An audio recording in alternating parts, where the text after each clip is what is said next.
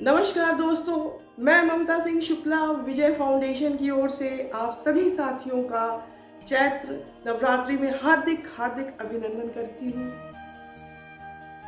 और जैसा कि दोस्तों आपको पता ही है कि 9 दिन तक हम देवी के 9 रूप की अर्चना करते हैं, उनकी विवेचना भी करते हैं, उनको स्मरण भी करते हैं, उनकी पूजा भी करते हैं।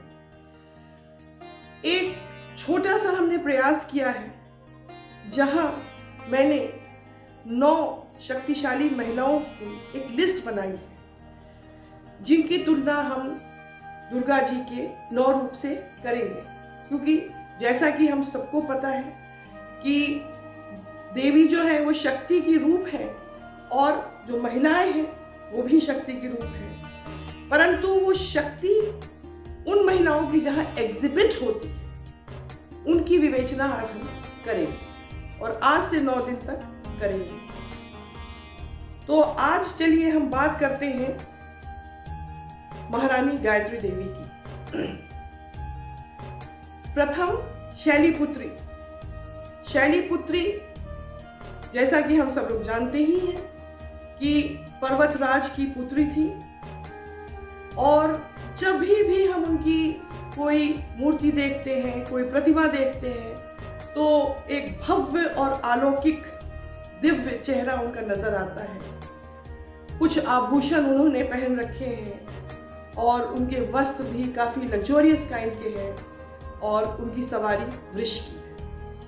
हाथ में उनके एक त्रिशूल है और दूसरे हाथ में एक कमल का फूल है। और जब हम उनकी तुलना महारानी गायत्री देवी से करते हैं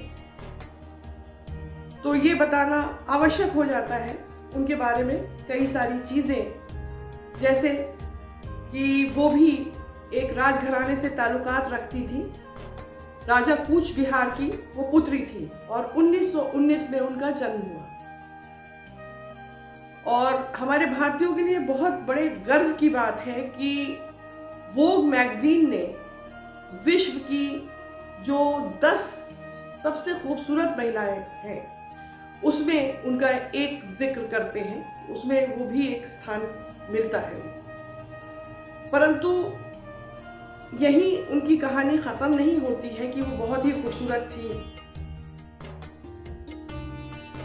वो उनके अंदर शौर्य और पराक्रम भी था। जैसे कि उनकी ऑटोबायोग्राफी से हमें पता चलता है कि 12 वर्ष की उम्र में वो शिकार करने गई और उन्होंने एक पैंथर का शिकार किया। उसके बाद हम जिक्र करते हैं कि उनका विवाह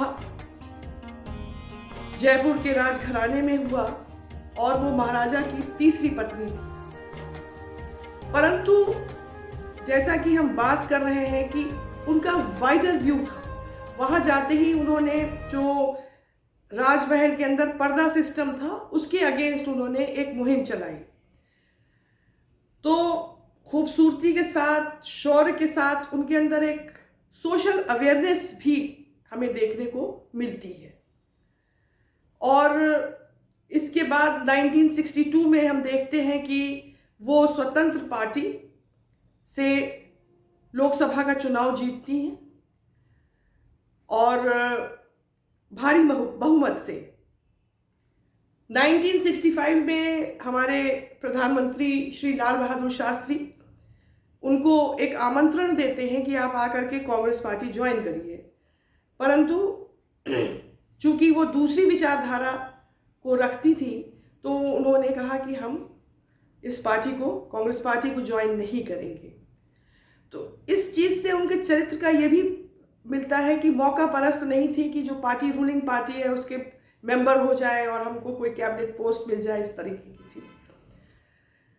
1975 में जब इमरजेंसी डिक्लेयर होती है तो इंदिरा गांधी जी, हमारे जो उस समय प्रधानमंत्री थी, उन्होंने maintenance of security act Misa के तहत उनको कॉफी पैसा एक्ट के अंदर अरेस्ट करते हैं उनको और तिहाड़ जेल में उनको और उनके स्टेपसन को, दोनों को रखा जाता है।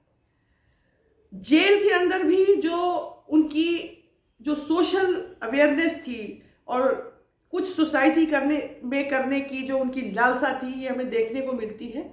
जहां वो अंडर प्रिविलेज्ड बच्चों के लिए स्लेट मंगवाती हैं, टेक्स्ट बुक्स मंगवाती हैं और उनको अवेयर करवाती हैं कि उनको एजुकेशन बहुत ज़रूरी है।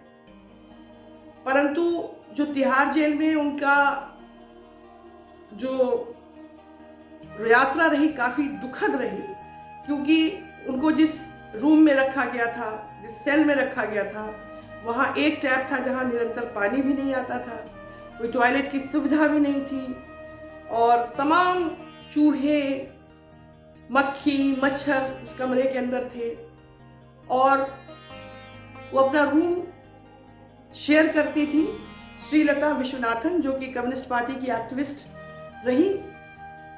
बाद में श्रीलता जी को दूसरे रूम में शिफ्ट कर दिया जाता है और उनके प्रिजन के बाहर जो प्रिजनर्स थे वो शौच भी करते थे, तो काफ़ी डिलैपिडेटेड कंडीशन में उनको रखा गया और कोई लग्जरी में जो पली बढ़ी एक प्रिंसेस थी और रानी थी राज, तो वो चीज़ मद्देनज़र नहीं रही। एंड बट वो इफ़ेक्ट क्या होता है कि उनकी काफ़ी तबीयत ख़राब होने लगती है और 10 किलो उनका वज़न भी कम हो जाता है। तो वो उन्होंने एक रिक्वेस्ट भेजती है मिसेस गांधी को कि उनको रिलीज़ किया जाए प्रिजन से और उसके बाद वो पॉलिटिकली एक्टिव लाइफ छोड़ देती है। परंतु लबो लबाब में अगर हम उनको देखेंगे कि उनके पास ब्यूटी थी, उनके पास वेल्थ था, उनके पास एक विजन था, उनको एक सोशल अवेयरनेस थी, सारी चीज़ करने की एक लालसा थी और इसीलिए जो विमेन की जो पावर है वो हमको डिपिक्ट होती है उनके अंदर। तो दुर्गा का एक रूप हम उनको मान रहे हैं इसलिए, और इस तरह से वो महिलाओं को, आज की महिलाओं को, लड़कियों को प्रेरित कर सकती हैं और यंग जनरेशन को कि किस तरह वे फॉरवर्ड जाएं और अपनी एक छाप छोड़े सोसाइटी में, एक हिस्ट्री के अंदर, ताकि कुछ भी इम्पैक्ट हो पाए। आशा करती हूँ कि आप लोगों को मेरा ये वीडियो अच्छा लगा होगा और अगर आपको मेरा वीडियो अच्छा लगा है तो कृपया लाइक करें, सब्सक्राइब करें और कमेंट बॉक्स में अपना कमेंट डालें। मुझे बहुत खुशी होगी, आप लोगों का आशीर्वाद चाहिए और इसी तरह मैं आपसे अगले 8 दिन तक और जुड़ी रहूँगी और अलग अलग जो महिलाएं हैं जिन्होंने सोसाइटी में इम्पैक्ट डाला है उसकी बात हम करेंगे। इसीलिए आज का सेशन यहीं समाप्त होता है। कल हम फिर मिलते हैं। आप सभी को नवरात्रि की हार्दिक शुभकामनाएं। नमस्कार।